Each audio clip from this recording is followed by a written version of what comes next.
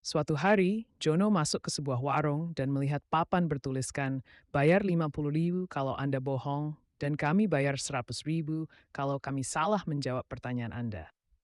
Jono berpikir, ini kesempatan bagus buat dapat uang.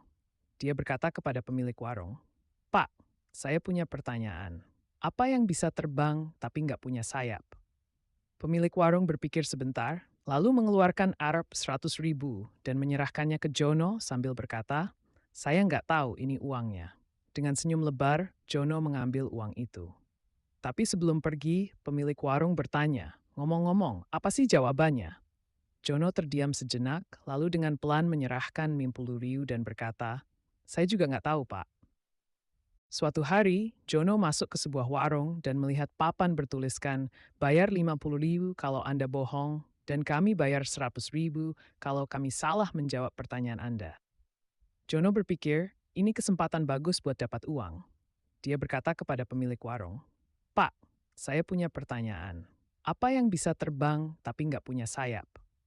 Pemilik warung berpikir sebentar, lalu mengeluarkan Arab 100.000 dan menyerahkannya ke Jono sambil berkata, saya nggak tahu ini uangnya. Dengan senyum lebar, Jono mengambil uang itu. Tapi sebelum pergi, pemilik warung bertanya, ngomong-ngomong, apa sih jawabannya? Jono terdiam sejenak, lalu dengan pelan menyerahkan Mimpulu Riu dan berkata, saya juga nggak tahu, Pak.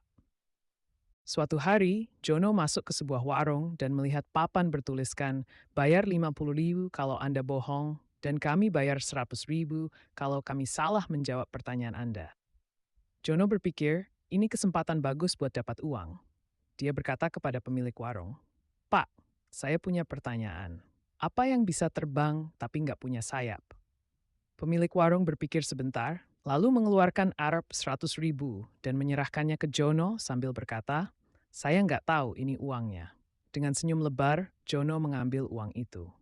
Tapi sebelum pergi, pemilik warung bertanya, ngomong-ngomong, apa sih jawabannya? Jono terdiam sejenak, lalu dengan pelan menyerahkan Mimpulu Riu dan berkata, saya juga nggak tahu, Pak.